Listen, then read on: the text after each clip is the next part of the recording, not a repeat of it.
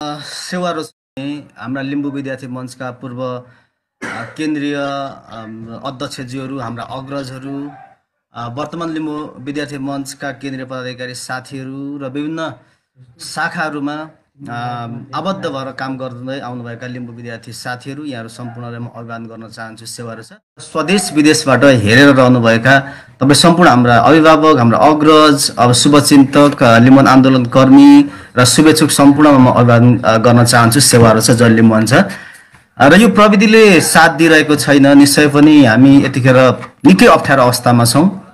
यो कोभिडको सङ्क्रमण छ, गाउँमा राम्ररी यो सामाजिक यो सञ्जालहरू चल्ने अवस्था पनि छैन र नेटवर्कको पनि अलिकति समस्या रहेको छ।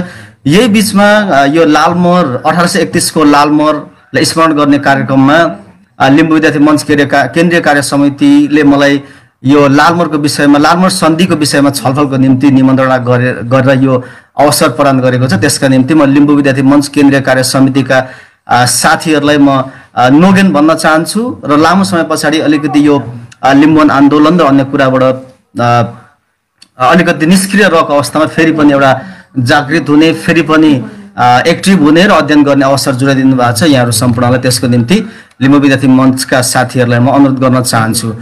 र आजको टपिक्स चाहिँ मैले खास गरेर 1831 को लालमोहर सन्धिलाई नै आजको टपिक्सको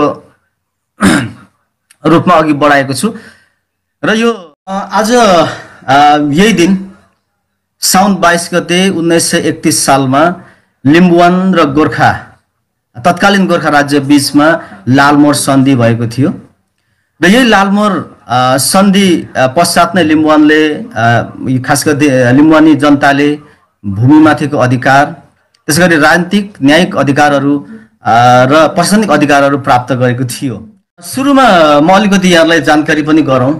खास गरेर म लिम्बुवान आन्दोलनको अध्येता र लिम्बुवान आन्दोलन कर्मी भएको हिसाबले म लिम्बुवान आन्दोलन र खास गरेर लालमोहरको विज्ञ चाहिँ होइन, तर पनि म यो अध्येताको हिसाबले मेरो नलेज एकदमै थोरै हुनसक्छ। यो खालि बहस, मैले चाहिँ आज यो बहस सुरु मात्र गर्ने हो र यहाँहरूले नै मैले छुटाएका कुराहरू र अलिकति थप्नु हुने कुराहरू तपाईँहरूले फेसबुक कमेन्टमा राख्नु होला। हाम्रा साथीहरू लिम्बू विद्यार्थी मञ्चका केन्द्रीय महासचिव गुलसन आङबुवाङ, केन्द्रीय सदस्य सृष्टि खापुङ र उहाँहरूले टिपोट गर्नुहुनेछ आफ्नो डायरीमा, र पछि म त्यसको आन्सरहरू दिने र छलफल गर्ने प्रयास गर्नेछु।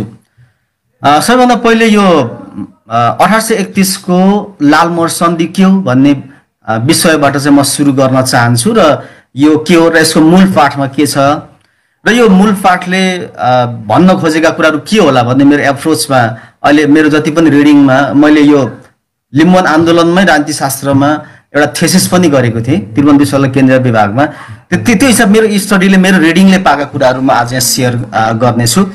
त्यस पछाडि यसको महत्त्व, अनि त्यस पछाडि चाहिँ भएका लिम्बुवान आन्दोलनहरू, प्राप्तिहरूको बारेमा म आज अलिकति छलफल गर्नेछु। र सबैभन्दा पहिले यहीबाट सुरु गरौँ। लिम्बुवान को इतिहासमा ज्यादै महत्त्वपूर्ण स्थान राख्ने 1831 को लिम्बुवान गोर्खा सन्धि, लालमोहर सन्धिको के हो भन्ने बारेमा म सुरु गर्न चाहन्छु। लिम्बुवानको इतिहासमा 1831 साउन 22 गते भएको यो नुनपानीको सन्धि पनि भनिन्छ। यो लालमोहर सन्धिले धेरै महत्त्वपूर्ण स्थान राख्छ। राजा पृथ्वीनारायण शाहले गोर्खा राज्य विस्तारको क्रममा विक्रम 1831 साउन 2 गते विजयपुरमाथि आक्रमण गर्छन् र तत्कालीन लिम्बुवानका 10 राजाहरू एक वर्ग गोर्खाली विरुद्धमा लडे र पटक पटक लडाइँमा हारजित नभएपछि नुनपानीको सम्झौता गरी लालमोहर सन्धि गरेको थियो भनेर भन्छ। यो डाक्टर नारायण सङ्ग्रौलाले यो कुरा आफ्नो बुकमा उहाँले मेन्सन गर्नुभएको छ, पल्लो किराँतको किपट व्यवस्था भन्ने पुस्तकमा, र मैले त्यो कुरालाई यहाँ साभार गरेको छु। र वास्तवमा यो लिम्बुवान र गोर्खाहरू बिचमा पटक पटक युद्ध भएर चाहिँ त्यो हारजित नभएपछि भएको सम्झौता हो भन्ने चाहिँ मेरो रिडिङले पाएको छ। र खास गरेर मेन स्ट्रिमका इतिहासकारहरूले, खास गरेर मूलधारका इतिहासहरूले यसलाई हेर्ने र व्याख्या गर्ने आफ्नै शैली छ, आफ्नै तरिकाले बुझाउँछन्। तर त्यो माथि हाम्रो चाहिँ के हो त, हाम्रो दृष्टिकोण, हामी लिम्बुवान आन्दोलन कर्मीहरूको, लिम्बुवानीहरूको चाहिँ त्यो सन्धि सम्बन्धीको धारणा के हो भन्ने एङ्गलबाट मैले चाहिँ त्यो आन्दोलन कर्मीको एङ्गलबाट यसलाई बुझ्ने प्रयास गरेको छु।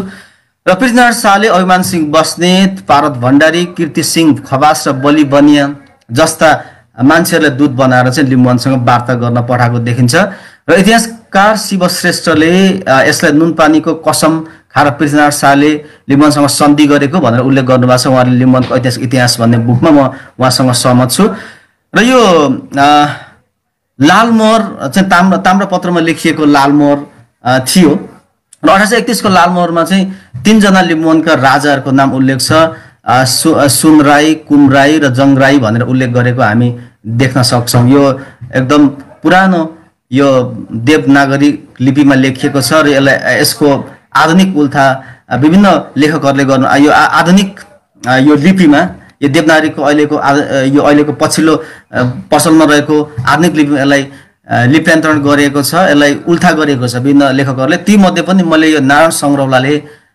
डाक्टर नारायण संग्रौलाले गर्नु भएको कुरालाई चाहिँ मैले यहाँ मेन्सन गरेको छु र त्यसबेला लिम्बुवानमा चाहिँ खास गरेर 12 जना शक्तिशाली राजाहरू भएको हामी इतिहासमा पाउँछौं र यो 3 जना राजाहरू चाहिँ सुनराई कुमराई र श्रीजङराईको उल्लेख गरिएको छ र अन्य केही राजाहरू चाहिँ पछिबाट त्यसको केही पछिबाट मिल्छन् र केही राजाहरू चाहिँ उनीहरू मिल्दैनन् र पछिबाट निरन्तर लिम्बुवान आन्दोलनलाई राख्छन् त्यो कुराहरू हामी यो लालमोहरको अध्ययनबाट पाउँछौं लालमोहरको अध्ययनमा हामी त्यो पाउँछौं अब यो लालमोहरको पूर्ण पाठ पनि मैले यहाँ टेक्स्टमा राखेको छु तपाईहरुलाई यो पछाडीबाट म यो पीडीएफ फाइलमा यो मेसेन्जरको ग्रुपमा पनि लगाइदिउँला अहिले म यो सबै चाहिँ पाठ गर्न असमर्थ छु तर यसको मुख्य कुराहरू चाहिँ म यहाँ उल्लेख गर्न चाहन्छु र यो यसको पूर्ण पाठ चाहिँ म लिम्बु विद्यार्थी मञ्चमा उपलब्ध गराउँछु र यो यहाँलाई यदि गर्नु भने मलाई यो कार्यपत्रको पूर्ण पाठ चाहिँ म तपाईहरुलाई पीडीएफ फाइलमा वा वर्ड फाइलमा म तपाईहरुलाई मेल गर्न पठाउन सक्छु तपाईहरुलाई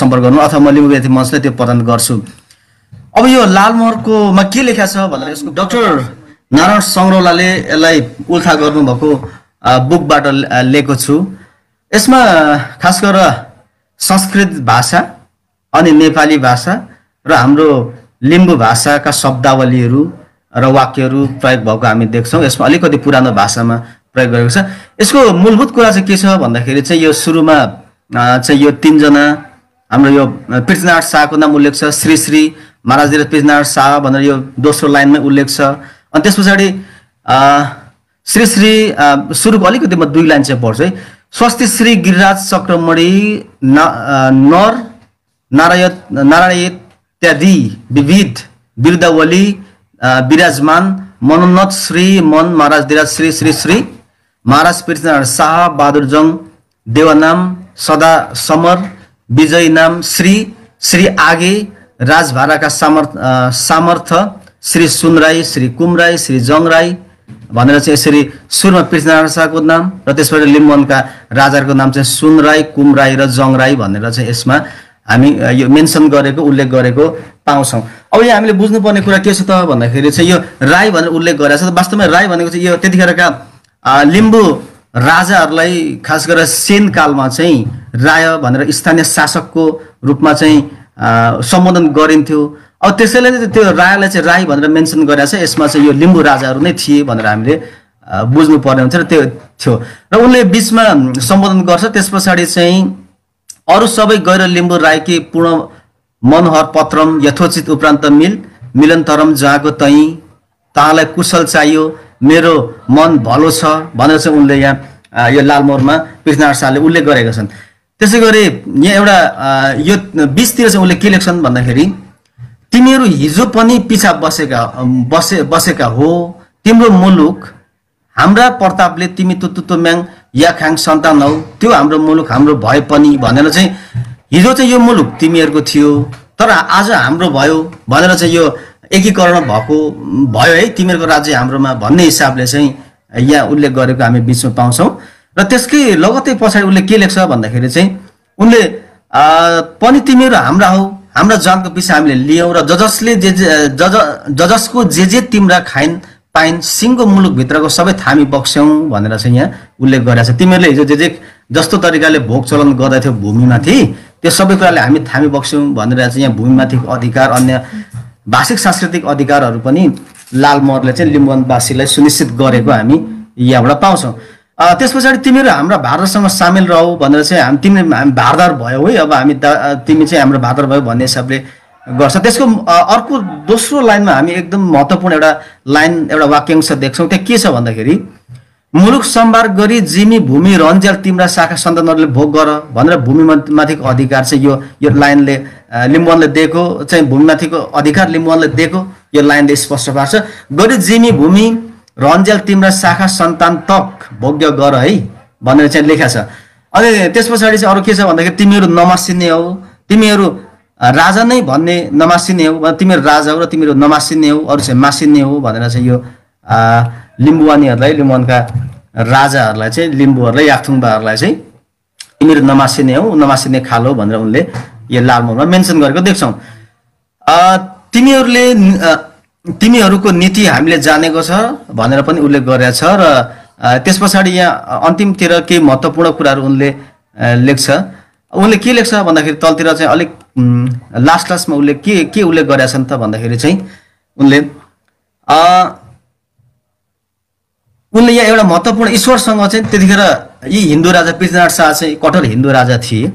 यी हिन्दू राजाले आफूले मानी पुँजी ल्याएको देवी देवतालाई कसम खाएर उनले चाहिँ लिम्बुवान भूमिलाई लिम्बुवानी जनताको भूमिलाई नखोज्ने भन्ने उनले चाहिँ यहाँनिर प्रतिज्ञा गरेको हामी यो लाइनमा पाउँछौँ। यहाँ उनले के लेख्छन् भन्दाखेरि चाहिँ बिस्तारै यहाँ आयो अपुङ्गी खैनपैन माथि आयो अपुङ्गी खैनपैन माथि लेखे बमोजिम जिमी भूमि जानी चलन गरी खानु हामीले खोसी मासे मानी पुँजी ल्याएको देवताले हाम्रो राजकाज भङ्ग गरोस् भनेर चाहिँ हामीले ताम्रापत्र गऱ्यौँ भनेर उनले चाहिँ के त भन्दाखेरि चाहिँ तिमीहरूको भूमि खोज्दैनौ, लिम्बुवानी भूमि हामी खोज्ने छैनौँ र खोज्यौँ भने हामीले गरेको राजकाज चाहिँ हामीले मानी पुँजी ल्याएको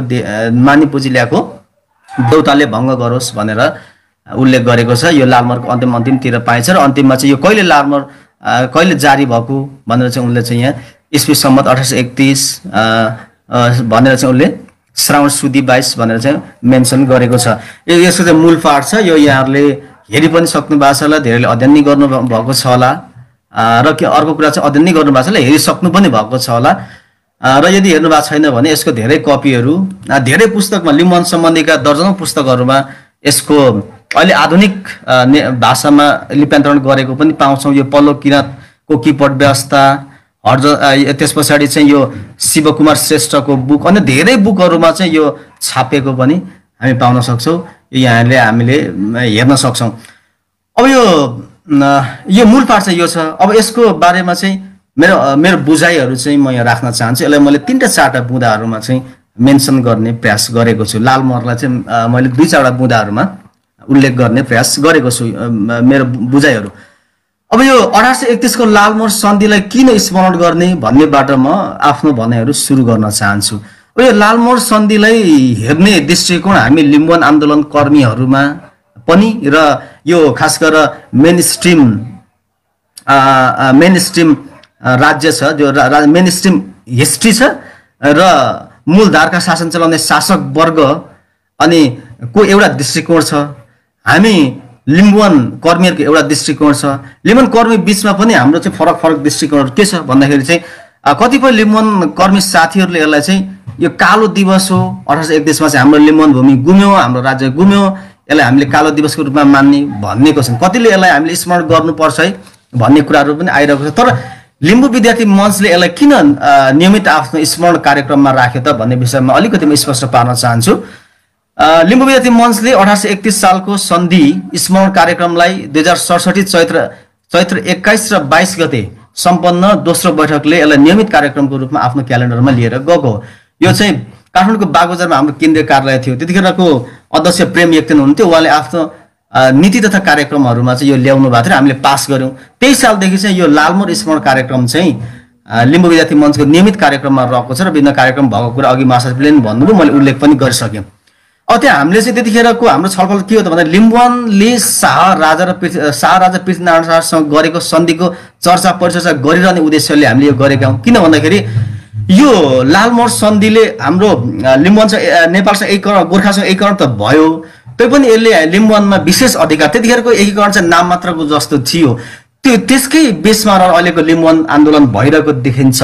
त्यसले गर्दाखेरि यो नीतिलाई हामीले सम्झिरहनु पर्छ र कार्यक्रम गरिरहनु पर्छ। त्यसले चाहिँ त्यो लालमोहरले चाहिँ हामीलाई विभिन्न अधिकारहरू दिएको थियो है। र त्यो लालमोहरले दिएको त्यो सन्धि पछि आएर चाहिँ राज्यले एकतर्फी रूपमा मासेको छ र त्यसलाई हामीले स्मरण गरिरहनुपर्छ र यसले आन्दोलनलाई चाहिँ के अरे बल दिन्छ भन्ने हिसाबले हामीले यसलाई पास गरेर गएको थियौँ। यसले त्यसै स्मरण गर्ने, यसलाई हामीले कालो दिन सेतो दिन केही नभनेर यो चाहिँ के त भन्दाखेरि यो सन्धिलाई स्मरण गरौँ। किनभने नित्सेले भन्छन् इतिहासबाट बिर्सनु पर्ने कुरालाई बिर्सौँ र सम्झिनु पर्ने कुरालाई सम्झौँ भन्छ। इतिहासमा यो लालमोहर 1831 को लालमोहर सन्धिलाई पनि हामीले सम्झिनुपर्छ, त्यसले गर्दाखेरि सम्झिरहँ भन्ने हिसाबले लिम्बू विद्यार्थी मञ्चले यो कार्यक्रम अघि सारेको हो र यो अहिलेको यो नयाँ कमिटीले पनि यसलाई निरन्तरता दिएको छ। त्यसको निम्ति म उहाँहरूलाई धन्यवाद दिन चाहन्छु। र यस अगाडि म लिम्बू विद्यार्थी मञ्चको केन्द्रीय अध्यक्ष हुँदा पनि हामीले विभिन्न कार्यक्रमहरू गरेका थियौँ र अन्य समयमा पनि हामीले गर्दै आएका छौँ। यो अलिकति म थोरै समय चाहिँ यो गोर्खा लिम्बूको सन्धिबारे मूलधारको इतिहासले कसरी हेर्छ भन्ने बारेमा म अलिकति थोरै धेरै डिटेलमा त जान्न म थोरै गर्छु। यो जहिले पनि इतिहास र तथ्य हैन, इतिहास र शक्ति बिचमा लुकामारीको सम्बन्ध हुन्छ भनेर विभिन्न दार्शनिकहरूले भन्छन्। इतिहास चाहिँ शक्ति हुनेहरूले चाहिँ राज्यमा हुने, शासनमा हुने र शक्तिमा हुनेहरूले चाहिँ इतिहासलाई डोमिनेट गर्छन् र इतिहासलाई नियन्त्रण गर्छन् भनेर भनिन्छ। त्यसले गर्दाखेरि चाहिँ राज्यमा भएका र शासन गर्ने वर्गले चाहिँ यो लिम्बुवान र गोर्खा बिचको आन्दोलन अनि त्यसको सन्धि र लालमोहरका कुराहरूलाई त्यत्रो महत्त्व दिएको देखिन्न र उनीहरूलाई फरक तरिकाले प्रस्तुत गर्छन्। मूलधारको इतिहासहरूले चाहिँ यो बाबुराम शर्मा लगायतको इतिहासकारहरूले चाहिँ खालि के भयो त भन्दाखेरि त्यो गोर्खालीहरूले 1831 साउन 2 गते विजयपुरमा आक्रमण गरे अनि गोर्खाली शक्तिशाली थिए र त्यहाँका लिम्बुहरू त्यो उनीहरूसँग भिड्नै सकेनन् र उनीहरूले चाहिँ सम्झौता गरे भन्ने हिसाबले इतिहासहरूमा हामीले लेखेको पाउँछौँ। त्यो चाहिँ मेन स्ट्रिम हिस्ट्री थियो। तर त्यो हिस्ट्री हामीले मान्दैनौँ। किन मान्दैनौँ भन्दाखेरि चाहिँ त्यो उता राज्यको पर्सपेक्टिभबाट लेखेको इतिहास चाहिँ आफूलाई माथि पुर्याउने, आफूलाई जित्नेहरूलाई माथि राख्ने एङ्गलबाट लेखेको छ। तर यो जोबनसिंह फागोले हस्तलिखित रूपमा यो किराँत श्रीजङ्ग लिपिमा एउटा के अरे त्यतिखेरको हिस्ट्री लेख्नु भएको थियो, त्यसलाई चाहिँ ब्रायन हर्जनले सङ्कलन गरेर राख्नु भएको थियो। त्यो चाहिँ पछि यो ब्रिटिस लाइब्रेरीमा थियो। त्यो इमानसिंह चेम्जोङले पनि प्राप्त गर्नुभयो र त्यसलाई बढी चर्चामा ल्याउनुभयो। पछिल्लो समयमा चाहिँ धेरै विद्वानहरूले यसलाई लेख्नु भएको छ र यो त्यो बुक पनि अहिले यो बुकहरू पनि धेरै आछन्। अब त्यो हेर्दाखेरि चाहिँ के देखिन्छ त भन्दाखेरि त्यो हर्जन पाण्डुलिपिमा भएको जोबनसिंह फागोले कलेक्सन गरेको हाम्रो एङ्गलबाट लेखेको हिस्ट्रीमा हेर्दाखेरि चाहिँ वास्तवमा लिम्बुवान र गोर्खा बिचमा भयङ्कर सङ्घर्षहरू भएका थिए, भयङ्कर युद्धहरू भएका थिए र एकदमै ठुलो युद्ध भएको थियो र लिम्बुवानका हाम्रो अग्रजहरूले, लिम्बुवानका राजाहरूले, त्यतिखेरका लिम्बुवानका जनताहरूले आफ्नो भूमिका निम्ति, राज्यका निम्ति सङ्घर्षहरू, एकदमै ठुला सङ्घर्षहरू गरेको थिए, आन्दोलनहरू गरेको थिए भन्ने कुरा चाहिँ जोबनसिंह फागोले सङ्कलन गरेको हर्जन पाण्डुलिपि हेरे पछाडि चाहिँ के हो त भन्दाखेरि पाइन्छ। त्यसले गर्दाखेरि यो नेपालको इतिहास लेख्ने मूलधारी इतिहासकारहरूले लेखेको जस्तो होइन है। लिम्बुवानको इतिहास भनेको फरक छ, जो चाहिँ यो हर्जन पाण्डुलिपिमा त्यसका धेरै तथ्यहरू बाहिर आएका छन् भनेर चाहिँ यसलाई हामीले हेर्नुपर्ने हुन्छ। र यो मूलधारको इतिहासले चाहिँ यसको बारेमा गलत कुराहरू मेन्सन गरेको कुरा म यहाँहरूलाई राख्न चाहन्छु। मेरो रिडिङले पाएको कुराहरू म यहाँहरूलाई राख्न चाहन्छु। अब यस पछाडि चाहिँ यो लालमोहरको विशेषता के हो, लालमोहरमा के पाइन्छ भन्ने बारेमा छोटो आफ्नो रिडिङले पाए अनुसार राख्छु। यो छोटो समयमा म मेरो यो लाइब्रेरीमा सङ्कलित सीमित पुस्तकहरूको आधारमा चाहिँ मैले यो के अरे तयारी गरेको छु। मेरो लेख, मेरो कार्यपत्र नै पूर्णत छैन। तपाईँहरूले आफ्नो विचारहरू राख्नु होला, कमेन्टहरू राखिदिनु होला र यो मैले चाहिँ खालि छलफल मात्र सुरु गरेँ, यहाँहरूले नै राख्नुहुन्छ भन्ने मैले विश्वास गरेको छु। लालमोहरमा सम्बोधन गरिएका राजाहरूको बारेमा अलिकति छलफल गरौँ। लालमोहरमा 3 जना राजाहरू चाहिँ अघि मैले भने सुनराई, कुमराई र जङराईको नाम उल्लेख गरिएको छ। त्यतिखेर चाहिँ यो 3 जना राजाहरू चाहिँ गोर्खाको सँग एकीकरण गर्नको निम्ति सहमत भएको देखिन्छ। सुनराई 24 थुम्का, कुमराई 5 थर र जङराई 8 सय थुम्का राजा थिए र 1831 साउन 22 गतेको सन्धिमा उनीहरूले गोर्खा राज्यमा सामेल हुन राजी भएको देखिन्छ। पछि फेदापका अथाङको नेतृत्वमा तम्बर खोलाका सोवन्त राय, मया खोलाका सिद्धदेव राय र मेवा खोलाका रैनसिंह राय गोर्खासँग मिल्छन्। तर विजयपुर चाहिँ त्यतिखेर लिम्बुवानको चाहिँ केन्द्रीय सरकार थियो त्यतिखेरको बुद्धिकर्ण राय, चैनपुरका जसमुखी राय, छतरका सुनाङ राय र याङवरोकका योङाङ राय, योङया भनेर पनि कता कता लेखेको देखेँ धेरै बुकहरूमा। र चारखोलका आस्तेव रायले चाहिँ लिम्बुवान चाहिँ गोर्खामा मिसाउने कुरामा सहमति गर्दैनन् र उनीहरूले लामो समयसम्म चाहिँ सशस्त्र युद्धहरू गरेको देखिन्छ। र यो यसो हेर्दाखेरि चाहिँ 1854 सम्म चाहिँ युद्ध भएको हामी देख्न पाउँछौँ। र यो लालमोहरबाट हामी के पाउँछौँ त भन्दाखेरि त्यतिखेरका सबै राजा, लिम्बुवानका राजाहरूले यसमा समर्थन गरेका थिएनन् है। र अन्य राजाहरू चाहिँ यसमा चाहिँ लगातार उनीहरू आन्दोलनमा थिए र उनीहरूले लिम्बुवानको आन्दोलनलाई, लिम्बुवानलाई फेरि पुनर्प्राप्तिको आन्दोलनलाई चाहिँ यो लालमोहर पछाडि नै सुरु गरे। उनीहरूले लिम्बुवान आन्दोलनलाई निरन्तरता राखे भन्ने कुरा हामीले लिम्बुवान आन्दोलनलाई सुरु गरे, निरन्तर नै सुरु गरे, लिम्बुवानको आधुनिक आन्दोलनलाई सुरु गरे भन्ने हिसाबले चाहिँ लिन सकिन्छ। अब यो लिम्बुवानको यो लालमोहरको अर्को महत्त्वपूर्ण विशेषताको रूपमा चाहिँ हामीले के बुझ्न सकिन्छ भन्दाखेरि लालमोहर सन्धिले लिम्बुवानलाई नेपालमा नाम मात्र एकीकरण गरेको जस्तो लिम्बुवान चाहिँ एउटा को स्टेटको रूपमा रहेको हामी देख्न पाउँछौँ। लालमोहर सम्झौताले लिम्बुवानवासी लिम्बुहरूलाई परम्परागत अधिकार कायम गर्दै न्यायिक, प्रशासनिक र आर्थिक लगायतका विविध काम गर्नका निम्ति अधिकार प्रदान गरेको थियो भनेर चाहिँ यो डाक्टर नारायण सङ्ग्रौलाले आफ्नो बुकमा उल्लेख गर्छन् र वास्तवमा यसमा म पनि सहमत छु। र यो लिम्बुवान चाहिँ वास्तवमा लिम्बुवानलाई चाहिँ लालमोहरले प्रशासनिक र न्यायिक अधिकारहरू, आर्थिक तिरोहरू उठाउने, प्रशासनिक कुराहरू हैन, प्रशासन चलाउने, ठेङ्ग्रो मुङ्ग्रो गर्ने र न्याय सम्पादन गर्ने अधिकारहरू पनि दिएको देखिन्छ। र लालमोहर सन्धिले लिम्बुवानवासीलाई भूमिमाथिको अधिकार पनि प्रदान गरेको थियो। त्यो पछाडि म एउटा टपिक्समा अलिकति छलफल गर्छु।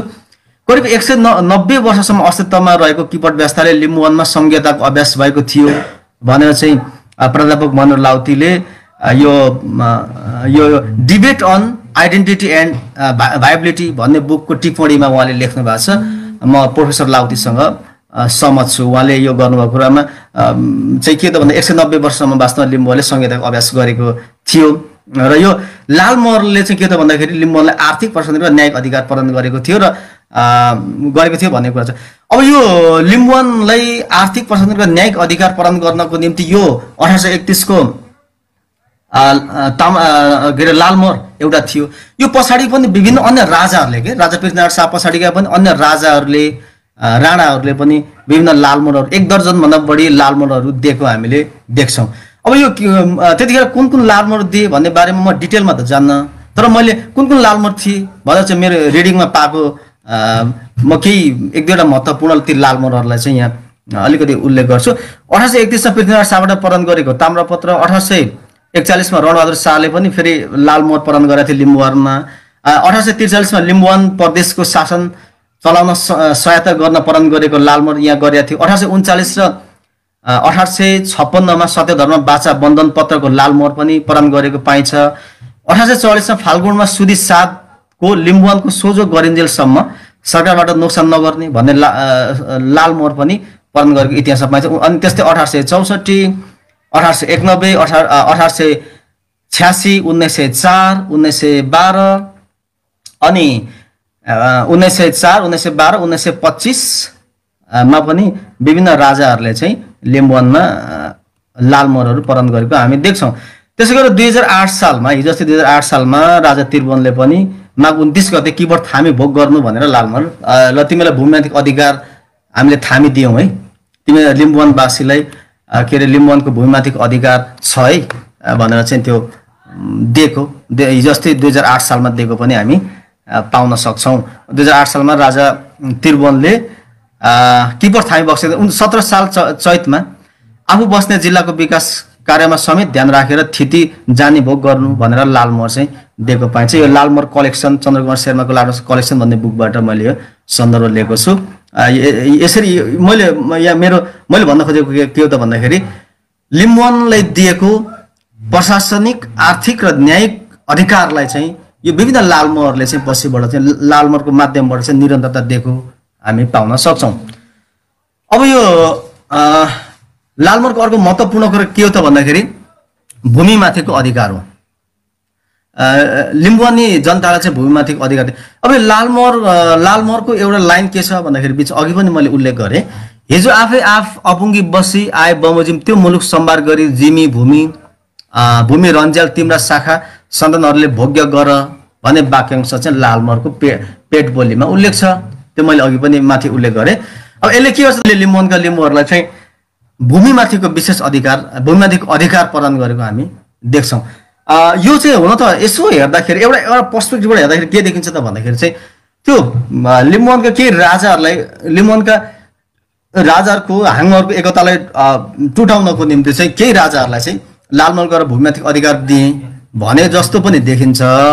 तर पनि के त भन्दाखेरि यो भूमिमाथिको अधिकार थियो र त्यही भूमिमाथिको विशेष अधिकारलाई प्रयोग गर्दै लिम्बुवानमा 2021 सालसम्म के अरे किपट व्यवस्था थियो र त्यसलाई भूमि सुधारको नाममा 2021 सालमा किङ महेन्द्रले, राजा महेन्द्रले त्यसलाई अन्त्य गरिदिइसके त्यो व्यवस्था चाहिँ सिद्धिएको छ। किपट व्यवस्थाको माध्यमबाट 190 वर्ष चाहिँ लिम्बुवाले भूमिमाथि विशेष अधिकार प्रयोग गरेको हामी देख्छौँ। खास गरेर यो शाह डाइनेस्टी पछाडि, शाह वंश पछाडि चाहिँ छ। र हामीले बुझ्नुपर्ने कुरा के त भन्दाखेरि भूमिमाथि चाहिँ भूमि र कुनै पनि जातिको संस्कृति बिच चाहिँ अन्तर सम्बन्ध हुन्छ। अब भूमिमाथिको हाम्रो अधिकार भएपछि चाहिँ हाम्रो लिम्बूहरूको याक्थुङबारको संस्कृति परम्परालाई बचाउनको निम्ति सहयोग पुगेको र लिम्बूहरूको माइग्रेसन पनि नभएको र लिम्बूहरू एकै ठाउँमा धेरैतिर छर नबसी आफ्नो किपटभित्र चाहिँ बसेको हुनाले लिम्बूहरूको बसोबास पनि एक ठाउँमा भएको चाहिँ हामीले बस्नको निम्ति सहयोग पुगेको। र भूमि भएपछि जङ्गल हुन्छ, खोला नाला हुन्छ, डाँडाकाँडा हुन्छ। त्यो डाँडाकाँडा खोला नालासँग चाहिँ के अरे जातिको संस्कृतिहरूको विशेष सम्बन्ध रहन्छ र लिम्बू जातिको, याक्थुङबा जातिहरूको भाषा के अरे संस्कृति परम्परालाई बचाउनको निम्ति पनि यो भूमिमाथिको अधिकारले सहयोग पुगेको भन्ने हामी बुझ्न सक्छौँ। अब यो अर्को चाहिँ के छ भन्दाखेरि यो ताम्रपत्रलेको महत्त्व चाहिँ के छ भन्दाखेरि चाहिँ यसलाई खास गरेर नेपालको राष्ट्रियताको हिसाबमा हेर्दाखेरि चाहिँ यो नेपाल एकीकरणमा चाहिँ त्यतिखेरका लिम्बू राजाहरूले के अरे मिलेर त्यतिखेर चाहिँ लिम्बुवानलाई सिक्किमले पनि चीनले पनि सहयोग गरिरहेको अवस्था थियो र द्वन्द्वको अवस्था थियो। थप युद्धहरूको सम्भावना थियो र त्यही बिचमा चाहिँ अङ्ग्रेज पनि नजिक आइरहेको थियो। त्यही बिचमा चाहिँ यदि त्यतिखेरका त्यतिखेरका हाङहरूले चाहिँ पृथ्वीनारायणसँग यो नुनपानीको सन्धि गरेर चाहिँ लिम्बुवान एकता नगरिदिएको अथवा चाहिँ नेपाल एकता का निम्ति सहयोग नगरिदिएको भए सायद अन्य द्वन्द्वहरू हुन्थ्यो र अहिलेको नक्सा पनि नहुन्थ्यो होला। त्यो लिम्बू राजाहरूले चाहिँ यो लालमोहरको माध्यमबाट उनीहरूले सामेल भए, त्यसले गर्दाखेरि एकीकरणमा सहयोग पुगेको भनेर चाहिँ केही इतिहासकारहरूले उल्लेख गर्छन्। जस्तै इतिहासकार शिव श्रेष्ठले चाहिँ के भन्छन् त भन्दाखेरि चाहिँ उनले भनेको चाहिँ उनले यो नेपाल एकीकरणमा राई लिम्बूहरूको सहयोग नेपालको इतिहासमा विशेष उल्लेखनीय छ, यसले चाहिँ सहयोग गर्यो है नेपाल एकीकरणमा भनेर चाहिँ यो इतिहासकार शिव श्रेष्ठले उल्लेख गर्छन्। र अर्को कुरा हामीले बुझ्नुपर्ने धेरै जसो इतिहासकारले लालमोहर सन्धिपछि गोर्खा लिम्बुवान युद्ध रोकिएको भनेर उल्लेख गर्छन्। तर पूर्ण रूपमा युद्ध रोकिएको त थिएन, तैपनि यो मूल रूपमा चाहिँ ठुला द्वन्द्वहरू युद्धहरू चाहिँ रोकेको भनेर हामी हेर्न सक्छौँ। यो लिम्बुवानमा चाहिँ पृथ्वीनारायण शाहले गोर्खालीहरूको आक्रमण 1830बाट भएको हो कि भनेर चाहिँ हर्जन पाण्डुलिपिमा हेर्दाखेरि चाहिँ भएको हो कि भन्ने देखिन्छ। तर यो मेन स्ट्रिम हिस्ट्रीले चाहिँ त्यसलाई रिजेक्ट गरेको छ, उनीहरूले आफ्नै तरिकाले हिस्ट्री लेखेका छन्। तर हाम्रो जोमानसिंह थागोले कलेक्सन गरेको चाहिँ यो हाम्रो हिस्ट्रीमा चाहिँ यो हर्जन पाण्डुलिपिमा हेर्दाखेरि चाहिँ 1830देखि नै लिम्बुवानमा युद्ध भएको हामी देख्न पाउँछौँ। त्यसले गर्दाखेरि यो एउटा एक एङ्गलबाट हेर्दाखेरि नेपाल राष्ट्रियताको हिसाबले हेर्दाखेरि नेपाल एकीकरणमा लालमोहरले सहयोग गर्यो भन्ने हिसाबले पनि हामी हेर्न सक्छौँ। अब अलिकति म यसको बारेमा धेरै कुरा बोल्दिनँ, 1 घन्टामा आफ्नो प्रस्तुतिहरू सक्ने म प्रयासमै छु। अब यो अर्को महत्त्वपूर्ण कुरा चाहिँ के छ भन्दाखेरि लिम्बुवानमा 1831 को लालमोहर सन्धि भयो। तर यो सन्धि नै के भइदियो त भन्दाखेरि यो सन्धि नै लिम्बुवान आन्दोलनको फेरि नयाँ खालको लिम्बुवान आन्दोलनको चाहिँ जगको रूपमा पनि विकास भएको हामी देख्न सक्छौँ। लिम्बुवान आन्दोलनको इतिहास चाहिँ जब 1831 साउन 22 गते चाहिँ गोर्खा र लिम्बुवान बिचमा सम्झौता भयो, त्यही सम्झौताबाट नै लिम्बुवान आन्दोलनको फेरि सुरुवात भएको पनि हामी देख्न पाउँछौँ। लिम्बुवान विद्रोह र आन्दोलनको नयाँ खालको के अरे चाहिँ आन्दोलन र विद्रोहहरू सुरु भएको पनि हामीले त्यहीबाट देख्न सक्छौँ। त्यो हिसाबले 1831 को यो लालमोहर चाहिँ लिम्बुवान विद्रोह र आन्दोलनको जगको रूपमा पनि हेर्न सकिन्छ। त्यहाँबाट सुरु भएको लिम्बुवान आन्दोलन आज पर्यन्त पनि निरन्तर छ भनेर चाहिँ छ। 1831 साउन 22 गते तत्कालीन गोर्खा राजा पृथ्वीनारायण शाह र लिम्बुवान बिच सम्पन्न सन्धिपछि बारम्बार एकीकरणको आधारमा समस्या भएपछि लिम्बुवानमा सशस्त्र र निशस्त्र विद्रोह मार्फत लिम्बुवानका मागहरू उठिरहे र जसको निरन्तर आज पर्यन्त छ भनेर भवानी बरालले आफ्नो एउटा बुकमा आफ्नो आर्टिकलमा लेख्नु भएको छ। वास्तवमा यो कुरामा मेरो पनि सहमत छ। त्यहीदेखि नै भएको छ। लिम्बुवान आन्दोलनको लिम्बुवान विद्रोह र आन्दोलन चाहिँ यो 1831 को जुन लालमोहर सन्धिमा असन्तुष्ट भएका बुद्धिकर्ण राय अनि त्यस पछाडि अन्य राजाहरू थिए, त्यहीँबाट चाहिँ लिम्बुवान आन्दोलन सुरु भएको भनेर हामीले हेर्न सक्छौँ। अहिले हामीले गरेको लिम्बुवान आन्दोलन लिम्बुवान पुनर्प्राप्तिको आन्दोलन चाहिँ बुद्धिकर्ण रायले गरेको विद्रोह र उनले चाहिँ इस्ट कम्पनी सरकारसँग सहयोग माग्नको निम्ति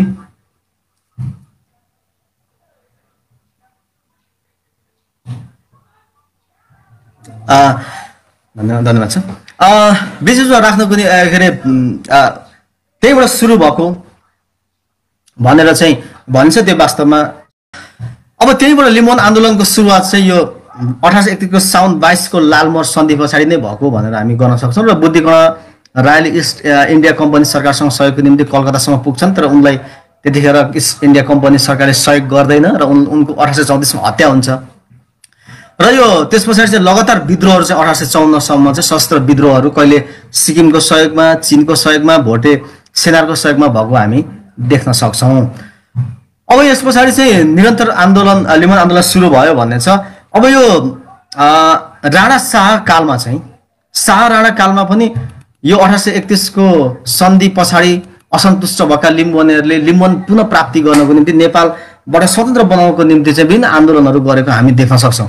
त्यसमा यो शाह राणा कालमा भएका केही महत्त्वपूर्ण आन्दोलनहरू यहाँ मैले उल्लेख गरेको छु। आजको यो प्रस्तुतिमा सबै कुरा म राख्न सक्दिनँ र तपाईँहरूलाई मैले यो कलेक्सन गरेको छ निकै लामो लिस्ट छ। यो लिस्ट चाहिँ यहाँले गर्नुपर्ने। म यसको कार्यपत्रको PDF फाइल चाहिँ म लिम्बू विद्यार्थी मञ्चको यो ग्रुपमा पठाइदिन्छु, यहाँले यो हेर्न सक्नुहुनेछ यो कार्यपत्रको।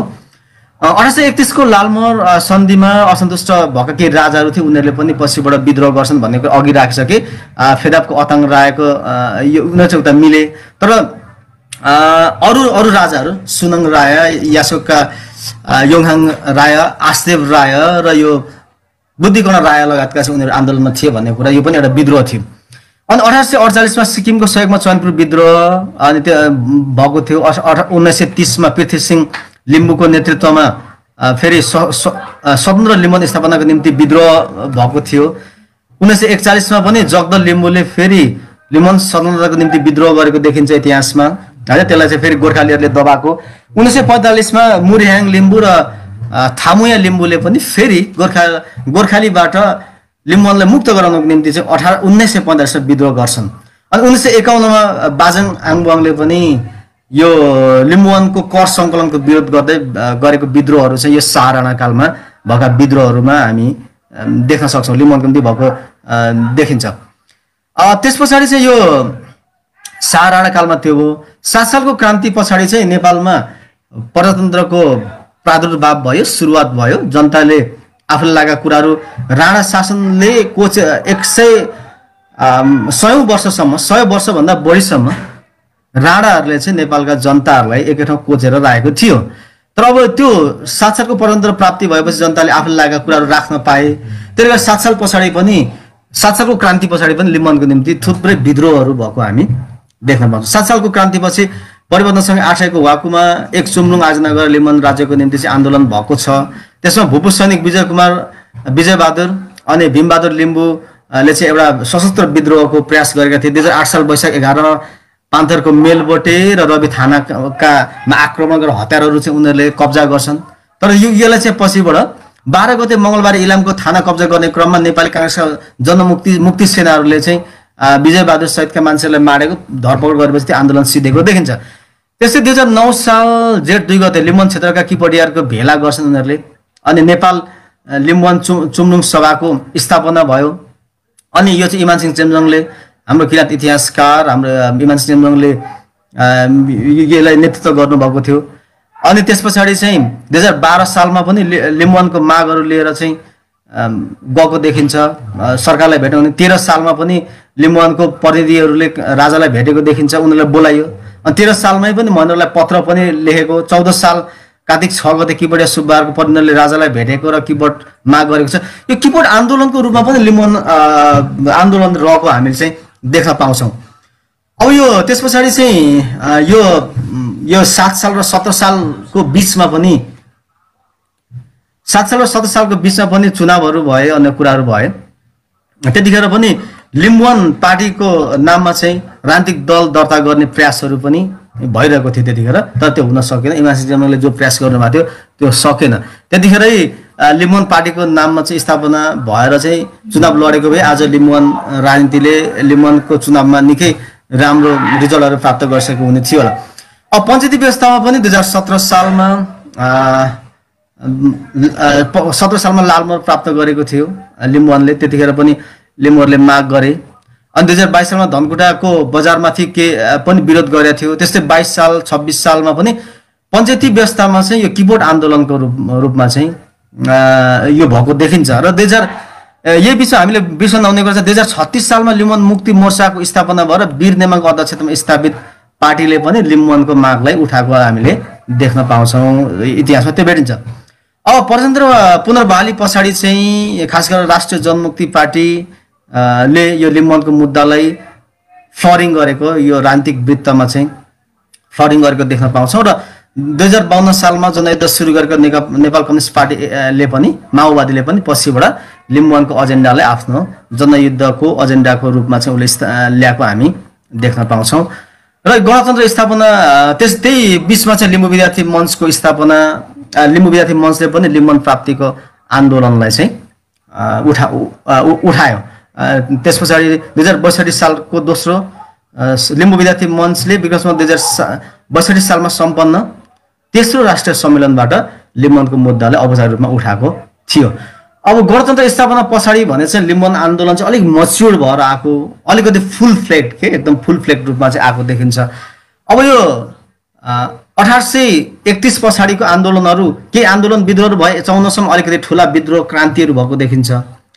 तर त्यस पछाडि भएका आन्दोलनहरू चाहिँ त्यस्तो शक्तिशाली, धेरै शक्तिशाली आन्दोलनहरू चाहिँ हुन सकिरहेको थिएन। त्यसलाई चाहिँ राज्यले, शक्तिशाली राज्यले त्यसलाई नियन्त्रण गरिहाल्ने, त्यसलाई निस्तेज पारिहाल्ने खालको थिए। राणा शासन कालमा अनि पञ्चायती व्यवस्थामा भएको आन्दोलनहरू धेरै प्रभावकारी रूपमा हुन सकेन, किन भन्दाखेरि त्यतिखेर निरङ्कुश एकाधिकारवादी राज्य संरचना थियो। अब गणतन्त्र स्थापना पछाडि भने चाहिँ लिम्बुवानको आन्दोलन अलिकति वृहत रूपमा, फुल फ्लेड रूपमा चाहिँ आएको देखिन्छ। लिम्बुवान स्थापना गर्नको निम्ति थुप्रै दलहरूको स्थापना भएको, सङ्घीय लोकतान्त्रिक मञ्च, त्यो सँगै अन्य धेरै लिम्बुवान जन्य दलहरू स्थापना भएको, अनि लिम्बुवानका निम्ति चाहिँ स्वतन्त्रताको आन्दोलन गर्ने पार्टीहरूदेखि लिएर संघीयताको आन्दोलन गर्ने पार्टीहरू भएको, र यो लिम्बुवान प्राप्तिको निम्ति चाहिँ धेरै यो सामाजिक संस्थाहरू, किराँती खुङचुमलुङ, लिम्बू विद्यार्थी मञ्च लगायतका अन्य धेरै संस्थाहरूले पनि लिम्बुवानको आन्दोलनहरू एकदमै धेरै भएको देखिन्छ, एकदमै भएको। र लिम्बुवानको एजेन्डा लिएर चाहिँ राजनीतिक दलहरू चुनावमा गएको र केही सिटहरू गेन गरेको हिस्ट्रीहरू पाइन्छ। र त्यतिखेर भएको लिम्बुवान आन्दोलनमा पटक पटक यो खास गरेर सङ्घीय लोकतान्त्रिक मञ्चसँग अनि सङ्घीय लिम्बुवान राज्य परिषदसँग पनि राज्यले लिम्बुवान प्रदान गर्ने है भनेर चाहिँ सम्झौताहरू गरेको हामी देख्न पाउँछौँ।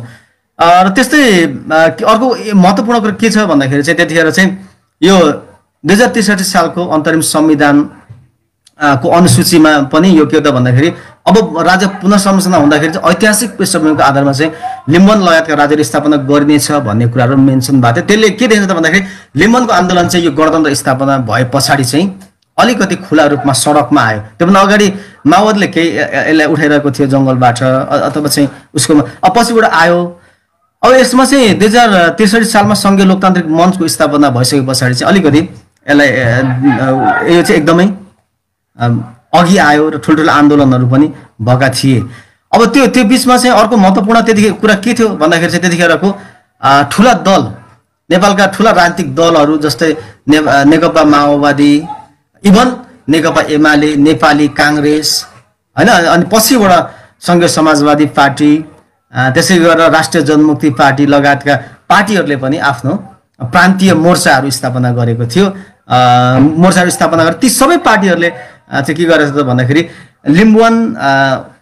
लिम्बुवानसँग सम्बन्धित मोर्चाहरू, सङ्गठनहरू चाहिँ आफ्नो सिस्टर विङ्सहरू, शाखा के अरे आफ्नो सिस्टर विङ्सहरू चाहिँ स्थापना गरेको हामी देख्न पाउँछौँ। र त्यसमा अब जनयुद्धकालमा नेकपा माओवादीले लिम्बुवान मुक्ति मोर्चा, त्यसैगरी काङ्ग्रेसले नेपाल लिम्बू सङ्घ, एमाले नेपाल लोकतान्त्रिक लिम्बू सङ्घ, राष्ट्रिय जनमुक्ति पार्टी लिम्बुवान प्रान्तीय समिति स्थापना गरेको थिए। पहिलो संविधान सभा चुनाव 2064 मा नेपाली काङ्ग्रेस र नेकपा एमाले समेत लिम्बुवानको मुद्दालाई चुनावी मुद्दाको रूपमा उल्लेख गरेको छ। माओवादीले त यसलाई गरेकै थियो। त्यसले गर्दाखेरि मैले चाहिँ यहाँ भन्न खोजेको कुरा के हो त भन्दाखेरि चाहिँ गणतन्त्र स्थापना भए पछाडि चाहिँ लिम्बुवानको मुद्दा नेपाली राजनीतिक वृत्तमा एकदमै टेबलिङ भयो र आन्दोलनहरू पनि भयो। आन्दोलनमा चाहिँ सरकारले लिम्बुवान अब हुने राज्य पुनर्संरचनामा ऐतिहासिक पृष्ठभूमिको आधारमा चाहिँ लिम्बुवानकरण गर्ने भनेर चाहिँ त्यतिखेर बाचा पनि गरेको थियो अथवा सम्झौता पनि गरेको थियो। त्यो सम्झौता हुन सकेन। आन्दोलनमा प्राप्त गरेको यो उपलब्धिलाई ब्यालेटको माध्यमबाट त्यसलाई टेकअप गरिदिने पार्टिजहरू संविधानमा संविधान सभामा हुन सकेन थिए, तर पनि त्यो हुन सकेन। त्यो किन हुन सकेन भन्ने बारेमा अलिकति पछाडि कुरा गर्नेछु। र यो किराँत्याकुङ चुम्लुङको सम्झौतामा दल सामाजिक संस्थाहरूको विभिन्न मोर्चाहरू बनाउने काम पनि भएको थियो र यो 2064 चैत्र 14 लिम्बुवान र सरकार बीच 5 बुँदे सम्झौता भएको थियो हैन। यो कुराहरू अघि नै मैले उल्लेख गरेको थिएँ। त्यस्तै यो धेरै कुराहरू भएको थियो र अब के देखिन्छ भन्दाखेरि चाहिँ यो लिम्बुवान आन्दोलन चाहिँ यो भयो खास गरेर यो गणतन्त्र स्थापना पछाडि। तर त्यति हुँदाहुँदै पनि लिम्बुवान आन्दोलन चाहिँ एकदम तीव्र रूपमा भयो। तर हुँदाहुँदै पनि संविधान सभाले लिम्बुवान सहितको संविधान जारी गर्न सकेन। अब त्यो गर्न सकेन। त्यसले गर्दाखेरि चाहिँ के भयो त भन्दाखेरि चाहिँ गर्न सकेन। अब यसमा के हुँदो रहेछ भन्दाखेरि चाहिँ कुन जाति समुदायले चाहिँ अधिकार कसरी प्राप्त गर्छ वा गर्दैन भन्ने कुरा चाहिँ केले पनि निर्धारण गर्दछ भन्दाखेरि शासन गर्ने शासक वर्गको इन्ट्रेस्टले पनि निर्धारण गर्दो रहेछ। जस्तै भारतमा भइरहेको गोर्खाल्यान्ड आन्दोलन र नेपालमा भएको लिम्बुवान आन्दोलन के त भन्दाखेरि आन्दोलन हुन्छ, सरकारले चाहिँ लिम्बुवान दिने पनि भन्छ तर दिँदैन। किन भन्दाखेरि चाहिँ नेपालमा शासन चलाउने वर्ग जो छ त्यो वर्गलाई लिम्बुवान दिनमा उनीहरू भित्रै आत्मबाट इच्छुक छैनन् र त्यो मुख्य कारण थियो। त्यसले गर्दाखेरि लिम्बुवान हामीले धेरै आन्दोलनहरू गर्यौँ तर पनि हुन सकेको छैन। त्यसको जम्मा मेरो रिडिङले पाएको के त भन्दाखेरि एक दुईवटा कुरा छ। एउटा के हो त भन्दाखेरि लिम्बुवान किन प्राप्त हुन सकेन भन्दाखेरि हाम्रो आन्दोलन शक्तिशाली हुन सकेन। त्यसले गर्दाखेरि के त भन्दाखेरि चाहिँ त्यो शक्तिशाली हुन सकेन। अब एकदमै ठुलो विद्रोह गरेर युद्ध गरेर राज्यलाई थर्काएर चाहिँ एकदमै यी राज्य लिन सक्नु पर्थ्यो, त्यो हाम्रो लिम्बुवानवासी त्यो गर्न सकिरहेका छैनौँ एउटा कुरा। र अब विद्रोह गरे आन्दोलनहरू गरिरहेछौँ तर आन्दोलनहरू गरेर पनि राज्यले दिने भन्छ तर दिइरहेको छैन एउटा कुरा। हाम्रो आन्दोलन शक्तिशाली हुन सकेन। अब लिम्बुवान नहुनुको अर्को दोस्रो कारण चाहिँ के हो त भन्दाखेरि चाहिँ जो चाहिँ शासकहरू छन् उनीहरूलाई चाहिँ लिम्बुवान प्रति चाहिँ सकारात्मक छैनन्। हामीले देखेका छौँ नि त नेपालमा हैन। हिजो अस्ति नै के आन्दोलन गरे, नेपालमा 6वटा राज्यहरू थिए 7वटा राज्यहरू बनाए हैन, त्यो कुराहरू छ। तर लिम्बुवान चाहिँ त्यसरी चाहिँ समाधान हुन सकेका छैन। र अर्को कुरा चाहिँ लिम्बुवान आन्दोलनले मास सपोर्ट प्राप्त गर्न सकिरहेका छैन। हामी आन्दोलन गर्छौँ तर जब हामी लिम्बुवानको मुद्दा लिएर ब्यालेटमा जान्छौँ मास सपोर्ट प्राप्त गर्न सकिरहेको छैन। त्यसले गर्दाखेरि चाहिँ हुन सकिरहेको छैन। तर यो संहिता कार्यान्वयन भइसके पछाडि चाहिँ पुराना लिम्बुवानका नामहरू थुमहरूको नाममा चाहिँ स्थानीय तहहरू हुन सकेका छन्। त्यो पनि लिम्बुवान प्राप्तिको चाहिँ एउटा आंशिक रूपमा चाहिँ लिम्बुवानका पुराना नामहरू आए भनेर हामी लिन सक्छौँ। त्यो कुराहरू छ। र अब यसलाई म 1 घण्टा बिचमै आफ्नो प्रस्तुतिहरू सक्ने प्रयास गरिरहेको छु। र अन्तिममा हामी निष्कर्षमा के भन्न सक्छौँ भन्दाखेरि चाहिँ यो 1831 मा सम्पन्न गोर्खा लिम्बुवान बीचको लालमोहर सन्धिले लिम्बुवानलाई चाहिँ सांस्कृतिक भाषिक अन्य अधिकारहरू त दिएकै थियो, त्यो सँगसँगै न्यायिक प्रशासनिक र आर्थिक अधिकारहरू प्रदान गरेको थियो। र त्यसकै बेसमा रहेर लिम्बुवानले चाहिँ लामो समयसम्म चाहिँ आफ्नो अधिकारहरूको अभ्यास गर्यो, प्र्याक्टिस गरेको चाहिँ थियो। र यो यसले के काम पनि गरे त भन्दाखेरि चाहिँ लिम्बुवान र गोर्खा बीचको द्वन्द्व व्यवस्थापन गर्ने काम गरेको थियो।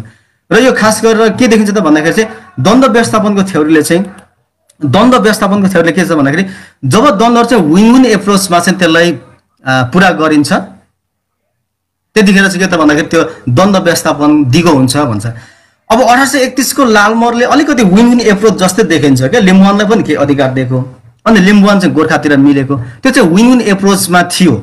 त्यसले गर्दाखेरि लामो समयसम्म त्यत्रो ठुलो विद्रोहहरू आन्दोलनहरू लिम्बुवानमा उठिरहेको थिएन।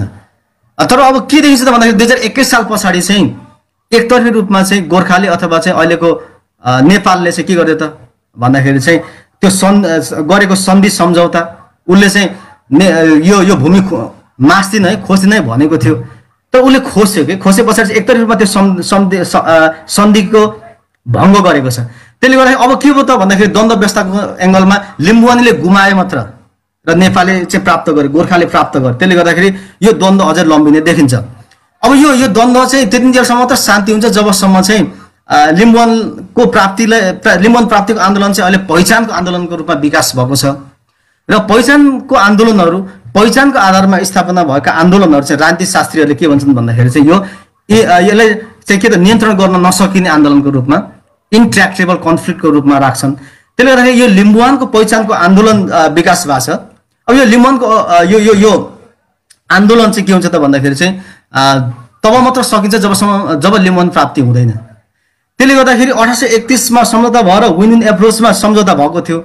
तर यो पछिबाट राज्यले चाहिँ के गर्यो त भन्दाखेरि लिम्बुवानीहरूको चाहिँ आर्थिक प्रशासनिक र न्यायिक अधिकारहरूले खोज्दै अहिले चाहिँ कर्ल्याप्प के हो त भन्दाखेरि लिम्बुवान एकीकरण गरिसके पछाडि चाहिँ यो सम्झौता यो द्वन्द्व व्यवस्थापन चाहिँ विन लसमा को एप्रोचमा देखिन्छ भनेको चाहिँ लिम्बुवानले गुमाए र पृथ्वीनारायण शाह अथवा चाहिँ नेपालले चाहिँ विन गरेको देखिन्छ। त्यसले गर्दाखेरि यो द्वन्द्व अझै लम्बिएर जाने देखिन्छ। र लिम्बुवान आन्दोलनलाई हेर्दा पनि के छ भन्दाखेरि नेपालको पहिचानको आन्दोलनमा लिम्बुवान आन्दोलन चाहिँ सबैभन्दा पुरानो आन्दोलनको रूपमा हामी देख्न सक्छौँ। पछिल्लो समयमा चाहिँ यसलाई यो माथि भ्रम फैलाउने मान्छेहरूले चाहिँ के भन्छन् त भन्दाखेरि एनजिओको पैसा खाएर लिम्बुवान आन्दोलनहरू भइरहेको छ भन्ने कुरा छ, तर होइन। अब हामीले के भन्नुपर्दा लिम्बुवान आन्दोलन चाहिँ 1831बाट यो लालमोहर सन्धिमा असन्तुष्ट राख्ने बुद्धिकर्ण राय लगायतका त्यतिखेरका चाहिँ जो राजाहरूले विद्रोह गरेर सुरु गरे त्यहाँबाट निरन्तर छ। त्यसले गर्दाखेरि के भन्छ भन्दाखेरि लिम्बुवान राज्य स्थापना नभइन्जेलसम्म लिम्बुवान आन्दोलन निरन्तर जाने देखिन्छ। र जबसम्म आन्दोलन क्रान्तिहरू देशमा भइरहन्छन्, आन्दोलन क्रान्तिहरू भइरह्यो भने के हुन्छ त भन्दाखेरि चाहिँ देशमा अस्थिरता स्थापना हुन्छ, अशान्ति हुन्छ। अशान्ति भएपछि देशमा विकास हुन सक्दैन। त्यसले गर्दाखेरि जबसम्म लिम्बुवान राज्य के अरे देशले राज्य स्थापना गर्दैन, उसले चाहिँ लिम्बुवान राज्य प्रदान दिँदैन, तबसम्म लिम्बुवान आन्दोलन भइरहन्छ र देशमा अशान्ति भइरहन्छ। त्यसो हुनाले गर्दाखेरि चाहिँ लिम्बुवान आन्दोलन निरन्तर चलिरहन्छ भन्ने कुरा छ। त्यसले गर्दाखेरि हामीले त्यसले लिम्बुवान प्राप्ति नहुन्जेलसम्म हामीले 1831 को लालमोहरलाई चाहिँ सम्झिरहनु पर्छ है भन्ने चाहिँ मेरो बुझाइ हो। किन सम्झिरहनु पर्छ त? किन सम्झिरहनु पर्छ भन्दाखेरि त्यहीबाट हाम्रो आन्दोलनको जग सुरु भएको छ। त्यसले गर्दाखेरि हाम्रो आन्दोलनको जगलाई हामीले स्मरण गरिरहनु पर्छ र लिम्बू विद्यार्थी मञ्चले जसरी 1831 को लालमोहर स्मरण कार्यक्रम राखेको छ, हरेक साल गर्दै आएको छ र हामीले आउने नयाँ हाम्रा पुस्तालाई पनि, हाम्रा भाइ बहिनीहरूलाई, हाम्रा छोराछोरीहरूलाई पनि के गर्नुपर्छ भन्दाखेरि चाहिँ लिम्बुवान आन्दोलन सम्बन्धी हामीले लिम्बुवान आन्दोलनको हिजो यो थियो है, यसरी सम्झौता भएको थियो है र राज्यले त्यो सम्झौता एकतर्फी रूपमा त्यसलाई चाहिँ तोडेको छ है भनेर जानकारी गराउनको निम्ति पनि हामीले यो लालमोहरलाई स्मरण गरिरहन आवश्यक छ र यो लालमोहरकै जगमा रहेर आज सम्पूर्ण लिम्बुवान आन्दोलनहरू हामीले भइरहेको पनि देख्न सक्छौँ। र अब यो लिम्बुवान प्राप्ति नभइन्जेलसम्म चाहिँ लगातार रूपमा चाहिँ अब निरन्तर रूपमा चाहिँ यसले चाहिँ हामीले लिम्बुवान आन्दोलनमा यसले फ्युलको रूपमा काम गर्छ र यसले हामीलाई बल प्रदान गर्छ भन्ने कुरा चाहिँ मेरो बुझाइ, मेरो निष्कर्ष र यसलाई हामीले स्मरण गरौँ। किनभने अघि नै मैले भने एउटा कुरा फेरि दोहोऱ्याउन चाहन्छु, निश्चयले भने जस्तो इतिहासबाट बिर्सने कुरालाई बिर्सौँ, सम्झिने कुरालाई सम्झौँ। र यो इतिहासको लालमोहर सन्धि चाहिँ लिम्बुवान आन्दोलनकारीहरूले हामी लिम्बुवानवासीहरूले सम्झिरहनु पर्ने एउटा तिथिको रूपमा, सम्झिरहनु पर्ने चिजको रूपमा रहेको छ। त्यसले गर्दाखेरि त्यो हामी सम्झिरहौँ भन्ने कुरा राख्न चाहन्छु। अब लिम्बुवान प्राप्त गर्न चाहिँ के गर्नु पर्ला भनेर चाहिँ सम्भावना के हो, कसरी सम्भव छ भनेर भन्नुभएको छ। अब लिम्बुवान प्राप्तिको निम्ति त हामीले गर्नुपर्ने चाहिँ आन्दोलन नै हो। अब अहिलेको यो सङ्घीय संरचनामा यस्तो अप्ठ्यारो ठाउँमा ल्याएर हामीलाई छाडिदिएको छ कि लिम्बुवान आन्दोलनलाई धेरै जटिल बनाइदिएको छ। अब लिम्बुवान नेपालको सङ्घीय संरचनाहरू के अरे सङ्घीय राज्यहरू बनाउँदाखेरि 10 वटादेखि माथि गर्दाखेरि चाहिँ अरू पूर्वका 9 वटा जिल्लालाई चाहिँ मात्र छुट्याइदिएको भए हामीले लिम्बुवान राख्न सजिलो हुन्थ्यो। अहिले चाहिँ हाम्रो ठुलो भागलाई समेट दिएर हामीलाई धेरै अप्ठ्यारो अवस्थामा पारेको छ। अब तर के हो त भन्दाखेरि अब हाम्रो आन्दोलन चाहिँ अहिलेको 7 वटा राज्यहरूमा चाहिँ लिम्बुवान प्राप्ति गर्नको निम्ति निकै अप्ठ्यारो छ अथवा प्राय असम्भव जस्तै छ। यसलाई हामीले लिम्बुवानलाई कतै न कतै जोड्नसम्म चाहिँ सकिन्छ, तर यसलाई पुरै के अरे लिम्बुवान मात्र राख्न चाहिँ धेरै गाह्रो चाहिँ अहिलेको यो बनाइदियो। यो चाहिँ एकदम चाहिँ रणनीतिक रूपमा त्यसो गरेको हामी देख्न सक्छौँ, रणनीतिक रूपमा गरेको देखिन्छ। त्यसले गर्दाखेरि अब हामीले थप आन्दोलनहरू देशव्यापी रूपमा विभिन्न पहिचान चाहने शक्तिहरूसँग मिलेर आन्दोलन गरेर संविधान संशोधन गरेर 10 वटा भन्दा बढी राज्यहरू स्थापना गरेपछि लिम्बुवान प्राप्ति गर्न सम्भव छ। र लिम्बुवान प्राप्ति नभइन्जेलसम्म यो आन्दोलन किन पनि निरन्तर चल्छ भन्दाखेरि मैले छोडेर लिम्बुवान आन्दोलन छोडिन्न कि कसैले छोडेर मैले 1-2 जनाले लिम्बुवान आन्दोलन छोडे अथवा कसैले छोडेर लिम्बुवान आन्दोलन, किनभने हामीले छोडे पनि हाम्रा छोराछोरीले चाहिँ हाम्रा छोराछोरी नाति नातिनालाई चाहिँ लिम्बुवान आन्दोलनलाई निरन्तरता गर्ने चाहिँ देखिन्छ। किन भन्दाखेरि चाहिँ यो लिम्बुवान आन्दोलन पहिचानको आन्दोलन कि पहिचानको आन्दोलनहरू चाहिँ प्राप्ति नभइन्जेलसम्म चाहिँ निरन्तर जान्छ भनेर चाहिँ यो के अरे राजनीतिक कर्मीहरूले भन्छन्। त्यसो हुनाले गर्दाखेरि लिम्बुवान आन्दोलन चाहिँ निरन्तर हुन्छ र लिम्बुवान प्राप्तिको निम्ति हामीले आन्दोलनै गर्नु पर्यो 1 नम्बरमा। दोस्रो चाहिँ के त भन्दाखेरि लिम्बुवान प्राप्तिको निम्ति अब हामीले अलिकति ब्यालेटबाट जाँदाखेरि लाग्नु पर्यो कि जस्तै अब लिम्बुवान हुनुपर्छ भनेका दलहरू चाहिँ एक भएर चाहिँ लिम्बुवान क्षेत्रमा चुनावमा उठ्ने हो भने कम्तीमा पनि अहिले अरू होइन अरू कुनै पनि दललाई सबै खालका त्यो ठाउँमा बसोबास गर्ने सबै जातिको भोट त चाहिन्छ, तर कम्तीमा मधेसको प्र्याक्टिसमा हामी लिम्बुवान क्षेत्रभित्र लिम्बुवानको सघन बस्ती भएको ठाउँहरूमा मात्र लिम्बुवान हुनुपर्छ भन्ने पार्टीले भकाभक चुनाव जित्ने भने स्थानीय यो के अरे प्रदेश सरकारमा कम्तीमा पनि 12-15 सिट त जित्या हुन्थ्यो। अहिले 12-15 सिटवाला एउटा पार्टी चाहिँ प्रतिपक्षी दलको रूपमा प्रदेश नम्बर 1 को सांसदमा लिम्बुवान हुनुपर्छ भन्ने पार्टी भइदिएको भए कम्तीमा उसले टेबलिङ गर्थ्यो, त्यहाँ छलफल हुन्थ्यो, आन्दोलन हुन्थ्यो, तर त्यो हुन सकेन। हामीले चाहिँ के हो त भन्दाखेरि लिम्बुवान आन्दोलन गर्छौँ तर हामीले ब्यालेटमा पनि अब हामीले हान्नु पर्यो क्या, भोट हान्नु पर्यो। त्यसका निम्ति लिम्बुवान हुनुपर्छ भन्ने दलहरूले पनि त्यही हिसाबले अघि बढ्नु पर्यो। ढङ्ग पुर्याएर हामीले गयौँ भने चाहिँ एउटा ब्यालेटबाट पनि गर्ने ठाउँ छ। अब त्यसो होइन भने चाहिँ अब क्रान्ति सशस्त्र क्रान्तिहरू पनि अर्को बाटो होला र यो लिम्बुवान चाहिँ सम्भव कसरी छ भन्दाखेरि एउटा आन्दोलनबाट, अर्को ब्यालेटबाट। अब आन्दोलन गरेर चाहिँ संविधान संशोधन गर्नु पर्यो। र अर्को कुरा महत्त्वपूर्ण कुरा के छ त भन्दाखेरि लिम्बुवान आन्दोलनमा मास सपोर्टको अभाव छ भनेर एकजना लिम्बुवानको बारेमा थेसिस गर्ने सुसाने किर्केगार्ड भन्ने एकजना विद्यार्थीले आफ्नो थेसिसमा को कन्क्लुजनमा उनले लेखेका छन्। उनले भनेको चाहिँ मास सपोर्टको अभाव छ लिम्बुवान आन्दोलनमा। अब लिम्बुवान आन्दोलन हुन्छ, राम्रो आन्दोलन चल्छ, तर जब चुनावमा जान्छौँ हामीले थोरै भोट पाउँछौँ र त्यसबाट के हुन्छ त भन्दाखेरि त्यो लिम्बुवान आन्दोलन त्यत्तिकै मथर भएर जान्छ कि मास सपोर्टको आवश्यकता छ। मास सपोर्ट प्राप्त गर्नको निम्ति अब हामीले लिम्बुवान यो आन्दोलन लिम्बुवान आन्दोलन भनेको चाहिँ लिम्बुवारको मात्र होइन है, लिम्बुवानवासीको आन्दोलन हो भनेर लिम्बुवान क्षेत्रभित्र भएका जति पनि धेरै आदिवासीहरू कम्ती 15-16 वटा जातिहरू चाहिँ लिम्बुवानभित्रका चाहिँ आदिवासीको रूपमा रहेका छन्, अन्य जातिहरू हुन्छ, यी सबै के अरे जनताको राजनीतिक सामाजिक आर्थिक धार्मिक अधिकारहरू के हुने भन्ने बारेमा स्टप पारेर एउटा राष्ट्रिय आन्दोलनको विकास गर्ने गरेर लैजानुपर्छ। यसका निम्ति किराँती चुम्रुङ लगायतका धरानबाट केही पहलहरू भएको थियो, त्यो त्यति स्ट्रिक्ट हुन जान सकेन, त्यो गर्नु पर्छ।